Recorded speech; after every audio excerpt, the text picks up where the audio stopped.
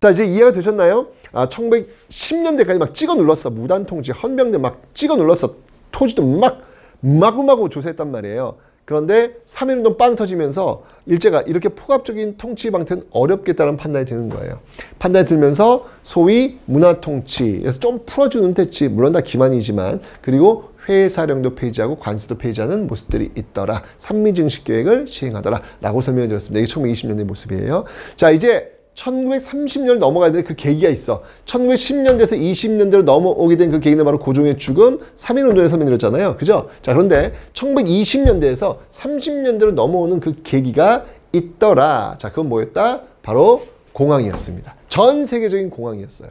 전 세계적인 공황은 뭐예요? 공황은 수요와 공급의 법칙이 깨지는 거예요. 수요는 적어지고 공급은 많아지는 거예요. 그러니까 쉽게 얘기하면 노동자들이 돈이 없어. 뭔가 살 수 있는 돈이 없어. 그러면 뭐 예를 들면 뭐 냉장고라고만 해봅시다. 냉장고 한 대 요즘 왜 이렇게 비싸? 살 수 있는 돈이 안 돼. 못 사는 거예요. 그러면 냉장고는 재고가 쌓이겠죠. 재고가 쌓이는데 이게 안 팔려. 노동자 살 수가 없으니까 이 재고가 쌓여. 그럼 어떻게 돼요? 이 회사는 이걸 고스란히 떠안아야 되는 거예요. 그럼 어떻게 해야 돼? 노동자들을 잘라야지. 인건비를 줄여야 되니까 노동자 잘라야 되겠지. 그럼 그 잘린 노동자는 또 가난한 노동자가 되는 거예요. 이 노동자들은 물건을 살 수 있다 없다? 또 없는 거예요. 그럼 회사는 또 잘라. 재고가 쌓이니까 또 잘라. 가난한 노동자 물건 살 수 없는 거예요. 이게 악순환이 되는 거야. 악순환. 자, 이게 바로 대공황입니다. 이게 바로 대공황인데, 그럼 이 문제를 어떻게 해결할 것이냐? 핵심은 뭐냐면 노동자들 주머니에 돈을 꽂아주는 거예요. 그게 핵심이에요. 왜냐면 그래야 그들이 소비를 할 거 아니야. 그래야 공장이 돌아갈 거 아니야. 미국은 이걸 어떻게 해결하냐면 뉴딜 정책이라 그래가지고 대규모 댐, 어마어마한 댐이, 이거 노동력 엄청 들어가잖아요. 그리고 막 도로 닦는 거, 여기 막 정말 상상을 초월한 인원이 들어가는 거예요. 그들에게 뭘 줬다? 일을 했으니까 돈을 줘야 될 거 아니에요. 그죠? 주머니에 돈이 들어와요. 그때부터 물건을 살 수 있는 배경이 된 거예요. 그 다음 영국이라든지 또 그 주변에 유럽 국가들이 있어요. 이런 나라들은 어떻게 했냐면 미국처럼 어떤 대규모 댐, 길 놓는 거 이런 거 하지 않고요. 바로 블락. 자신들 그 식민지들 있잖아요. 그죠? 그 식민지들에게 자신들이 잉여, 남는 것들을 파는 거예요. 이렇게. 그러면 그걸 떨고 나가는 거야. 됐죠? 자, 근데 문제는 뭐냐면 일본이에요. 일본은 대규모 댐을 건설할 수 있는 능력도 없고요. 그리고 식민지가 많은 것도 아니에요. 그럼 어떻게? 수요는 지금, 공급량은 일단 좀 많아졌는데 이걸 강제로 어떻게 해야 된다? 전쟁을 통해서 떨구는 거예요. 그래서 일제는 바로 전쟁을 선택하게 됩니다. 미국은 뉴딜 정책을 선택했고 유럽 국가는 블락 이렇게 그룹을 져가지고 그 안에서 해결하는 방식을 썼고요. 그리고 일본은 전쟁을 선택했더라라는 얘기입니다. 자, 1930년대로 좀 넘어왔습니다. 자, 이 과정 속에서 일제의 정치 형태는 어떤 것들이 있었을까? 여러분 생각해 보세요. 지금 전쟁을 선택했어. 근데 지금 여러분 1931년 만주사변, 37년 중일전쟁, 41년 태평양 전쟁, 중일전쟁 누구랑 싸우는 거예요? 중국하고 싸우는 거예요? 태평양 누구랑 싸우는 거예요? 미국하고 싸우는 거예요? 세계에 어마어마한 인구수를 자랑하고 있는 그 나라들과 싸워야 되는 거예요, 일본은. 그럼 그 결과는 어떻게 될까? 다 부족해요. 물자도 부족하고 사람도 부족하고 너무 큰 나라들과 지금 싸우고 있잖아. 그죠? 부족해. 그럼 이걸 어떻게 해결할까? 이제 드디어 바로 한반도에 살고 있는 조선인들을 끌고 가는 겁니다. 왜? 이전까지는 조선인들한테 총 안 줬어요. 줄 리가 없겠죠. 그들이 반역을 할 수도 있으니까. 근데 지금은 이판사판이야, 지금. 이러다 일본 망가지겠어. 그러니까 이 조선인들을 데려가 강제로 끌고 가는 거예요. 근데 중요한 건 뭐냐면, 아니 어떤 미친 조선인들이 일본 천황을 위해서 목숨 바쳐 죽겠냐고! 그럴 일은 없을 거 아니에요. 그렇게 하려면 어떻게 해야 될까? 바로 조선인들의 머릿속에 내가 조선인이라고 하는 사고방식을 지원해야 되겠지. 나는 철저히 일본의 식민이야 라는 생각을 가스라이팅 시켜야 된단 말이에요. 그래서 시행한 게 바로 민족말살 통치예요. 민족말살 통치 시행한 겁니다. 자, 외우기예요. 어렸을 때 가스라이팅 시키는 거야. 나는 천황폐하의 신민입니다. 이걸 외우는 거예요. 이거를 한국신민서사 암송이라고 합니다. 그리고 일정 시간 되면요 사이렌이 울려요. 윙 울리면 바로 일본 천황에 있는 동쪽을 향해서 절하는 거예요. 그리고 신사 참배. 네, 일본 신들 여기저기 지금 신사 세웠잖아요. 참배토록 하는 거예요. 그리고 결정적이죠. 아예 그냥 최태성이란 부모님이 주신 이름조차도 일본식 이름으로 바꾸게 합니다. 이걸 창씨 개명이라고 하죠. 창씨 개명. 창씨, 씨, 최씨, 김씨, 이씨. 그지? 예. 새롭게 만들고 개명, 이름을 바꾸는 거예요. 예. 다카키 마사오. 예전에 그 박정희 대통령, 박정희 대통령 이제 일제 강점기 살 때 그때 이름이 다카키 마사오. 이런 식으로 이제 이름을 바꾸는 거예요. 이런 창씨 개명들을 지금 하고 있더라라는 의미입니다. 근데 여러분 창씨 개명은요,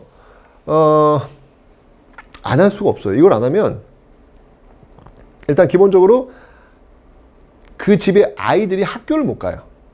그리고 관공서에 가서 필요한 어떤 서류나 이걸 뗄 수가 없어요. 그러니까 안 할 수가 없어요. 당시 한반도에 살고 있는 거의 한 8, 90%는 창씨 개명을 했어요. 했습니다. 안 할 수가 없어요. 근데 물론 이제 이 과정에서도 창씨 개명을 하지 않고 끝까지 싸우신 분들이 계시죠. 인정해 드려야 돼요. 이런 분들은요. 인정해 드려야 돼요. 근데 창씨 개명을 했다고 해서 민족 반역자 그렇게 하는 건 좀 어렵습니다. 이건 왜냐면 생존을 해야 되는 어떤 그런 과정이었기 때문에 그것 갖고 다 민족 반역자 이렇게 얘기할 수는 또 없다. 라는 것도 여러분들 좀 기억을 좀 해놓으시면 되겠습니다. 그 사람이 어떤 사회를 위해서 무엇을 했는지 이런 것들을 좀 기준으로 따져야 이제 민족 반역자가 나오는 것이 창씨 개명에서 있는 민족 반역자 이렇게 보기는 어렵다는 얘기예요. 자, 이렇게 해서 이름도 바꾸고요. 가스라이팅 하면서 나는 천황의 신민입니다라는 것 주입시키고 있고요. 그 다음에 또 결정적인 거. 바로 우리의 국어를 못 쓰게 합니다. 그리고 우리의 역사를 왜곡시킵니다. 이게 이제 제일 중요하겠죠. 그 과정에서 나온 게 바로 조선어 학회 사건이라는 거예요. 1940년이 있었는데 이게 뭐냐면, 이제 우리나라 말, 국어를 못 쓰는 거예요. 우리 한글을 못 쓰는 거죠. 근데 그 과정 속에서 그 일제의 그 경찰들이 어느 여학생의 일기장을 보게 됐나 봐. 나쁜 놈들 왜 남의 일기장을 봐? 어제 보게 됐나 봐. 근데 봤는데 거기에 뭐라고 써 있냐면은 오늘 우리 선생님한테 혼났다. 혼난 이유가 뭐냐면 국어를 사용했다는 이유로 혼났다는 거예요. 국어를 사용했다는 이유로 혼냈다. 이게 무슨 말이지? 여러분 이 당시 국어는 뭐예요? 이 당시 국어는 일본어잖아요. 근데 학교에서 일본어를 썼다고 혼냈대요. 그러니까 일본 경찰이 뭐야? 나니? 이렇게 나온 거예요. 아니 왜 일본에서는 혼나? 이 선생님 잡아라 라고 잡았어요. 그랬더니 그 선생님이 바로 조선어학회 회원이었던 거예요. 조선어학회가 이때부터 완전히 반국가단체가 됩니다. 반국가단체.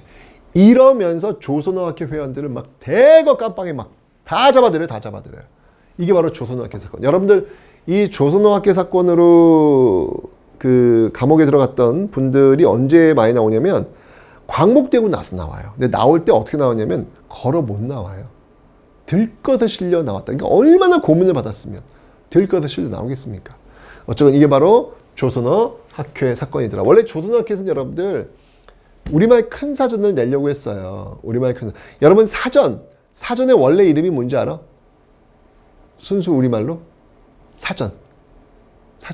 사전의 순수 우리말이 바로 말모이예요. 말모이. 너무 예쁘지 않아? 네. 말한테 먹이를 주는 말모이가 아니고요. 네. 말 모아놓은 겁니다. 말모이. 난 사전이라는 단어보다 훨씬 더 예쁜 것 같아. 말모이. 원래 그걸 만들려고 했다고요. 만들려고 했는데 결국 이 조선어학회 사건이 터지면서 이제까지 모아놨던 그 원고를 다 압수당합니다. 다 압수당해요. 결국 우리말 큰 사전을 편찬하지 못하는 것이죠. 근데 너무너무 가슴 아픈 게 뭐냐면 그때의 원고들이 없어졌으면 여러분들 지금 뭐 공부하시다가 이렇게 뭐 모르는 단어 하면 어떻게 합니까? 뭐 네이버나 뭐 다음이나 이런 데서 검색하시잖아요. 그게 그 데이터베이스는 어디서 나오는 거예요? 사전이 있기 때문에 나온 거거든요. 사전이. 근데 만약에 이때 이 조선어학회 사건 때 만들었던 그 단어들이 일제히 뺏겼잖아요. 뺏긴 다음에 애들이 다 불태워버렸으면 이거 아마 여러분 검색하는 데 쉽지 않았을걸? 그런데 다행히도 광복되고 나서 전화 한 통이 와요. 서울역에 창고에 원고 뭉태기가 엄청 많이 있는데 와서 한번 좀 확인해봐라. 이 원고. 일제가 이 불 안 태운 거예요. 왜 안 태웠을까? 이유가 있어요. 이 조선어학회 사건으로 이 감옥에 다 끌려갔잖아요. 지금 이 회원들이. 그 회원들이 계속 항소를 하는 거예요. 항소. 나는 이거 판정에 불복한다. 나 원심 나 받을 수 없다. 그럼 재심 가는 거예요. 계속 이렇게 불복하는 거예요. 소송을 계속. 그러니까 증거물 아니야. 그 원고들이 그 증거물을 버릴 수가 없는 거예요. 버릴 수 없이 쥐고 있다가 광고에 빵 터져버린 거예요. 그러니까 어제 서울역 그 창고 속에 들어가 있는 거지. 너무 다행이죠. 아마 소송을 걸지 않았더라면 일제는 당연히 원고 불태워버렸을 겁니다. 그죠? 덕분에 이분들의 어떤 덕분에 우리가 사전이라고 하는 말모이라고 하는 것들을 지금도 원활히 쓸 수 있다라고 하는 거, 이것도 여러분 기억해 주셨으면 좋겠습니다. 어쨌건 이게 바로 조선어학회 사건이었다라는 것이고요. 자, 그 다음에 지금 여러분 전쟁이에요. 전쟁에 동원하기 위해서 민족 말살 통치한 거 아니겠습니까? 창씨개명하고 황국시민사서 암송 외우고 궁성요배하고 신하참배하고 이런 거 하는 거잖아요. 자, 이제는 경제적인 겁니다. 사람들은 다 이렇게 개조시키면 되고요. 이제 경제적인 거. 자, 일단 지금 여러분들 1930년대에 농촌진흥운동이라는 걸 해요. 이게 왜냐면 산미증식이 1920년대 아니야. 1920년 산미증식이 하는 과정 속에서 농촌은 완전히 그냥 괴멸 상태로 들어가요. 안 그래? 열심히 농사 지어서 쌀 증산시켰더니 목표 반출량보다 적다면서 더 많이 가져왔잖아요. 먹고 살 게 없으니까 만주에서 잡곡 들여와가지고 그거 먹었단 말이야. 농촌이 잘 살 수가 없는 거예요. 그러니까 이러다간 무너지겠다 라고 해서 뭐 농촌진흥운동이라는 것들을 30년대 하지만 뭐 별 성과가 없어요. 자, 그리고 전쟁입니다. 전쟁을 수행하기 위해서는요, 기본적으로 재료가 필요할까요? 재료가. 그 재료를 확보하기 위해서 군수품을 만들어야 되니까 군인들을 지금 많이 만들어야 되는, 군인들 지금 막 엄청나게 지금 죽어나가고 있으니까 군인들 옷도 필요할 거 아니에요. 그 옷감 필요할 거 아니에요. 그래서 남면 북양 정책. 남쪽에는 면 제품. 북쪽에는 양을 키우는 거예요. 근데 이 양을 왜 키우는지 여러분들이 되게 몰라 하더라. 선생님, 양을 왜 키워요? 면은 알겠는데, 이게 면으로 만들었으니까, 이게 옷도 다 면으로 만들었으니까. 근데 양은 왜 키워요? 여러분 모르네? 여러분 입고 있는 교복, 그 교복, 양복, 이런 거 다 양모로 만드는 거예요, 양모. 예. 옷감입니다, 옷감. 예. 그런 게 당연히 필요하겠죠? 그래서 남면 북양 정책.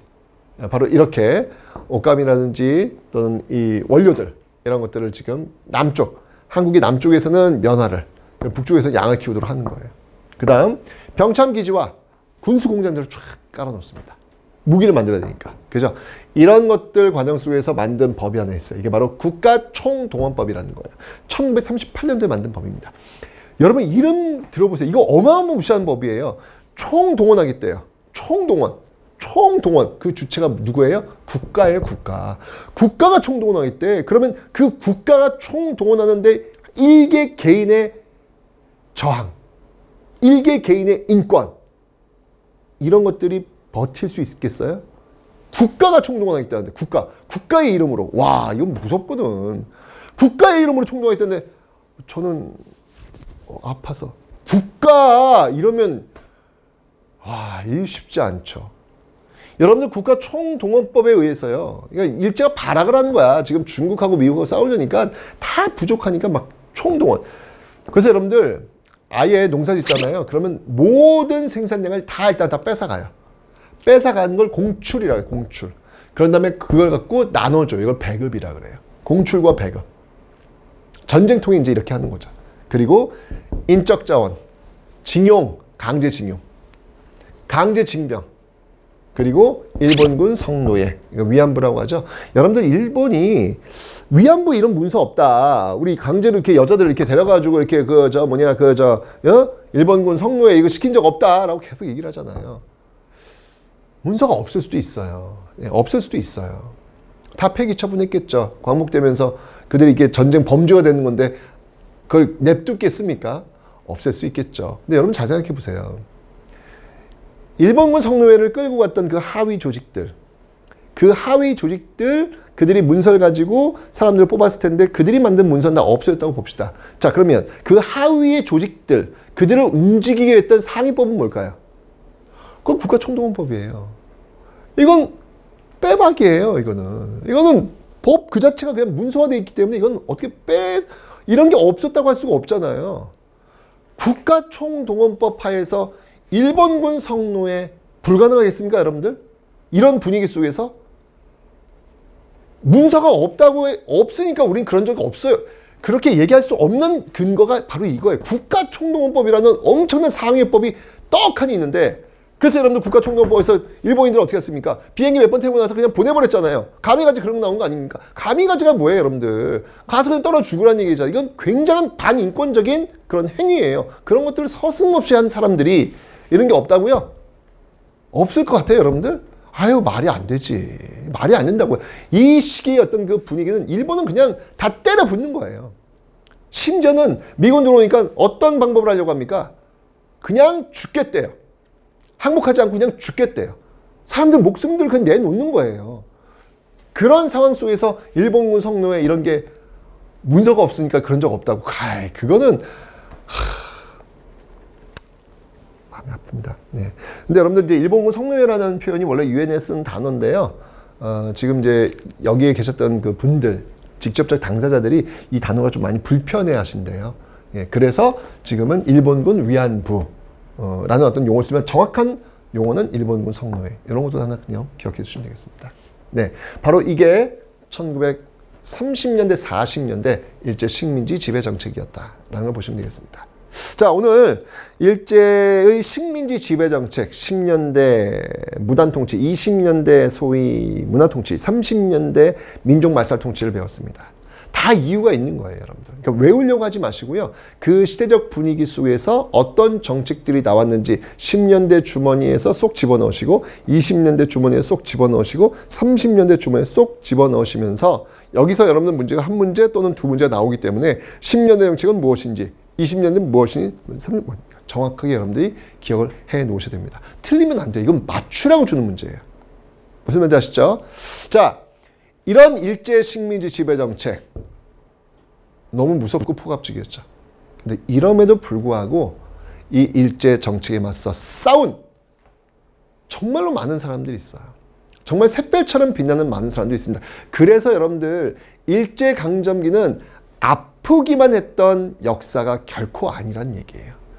이 아픈 역사를 희망의 역사로 바꾸려고 자신의 청춘을 내바쳤던 그 많은 사람들의 이야기, 그 이야기를 다음 시간부터 시작해 보도록 하겠습니다.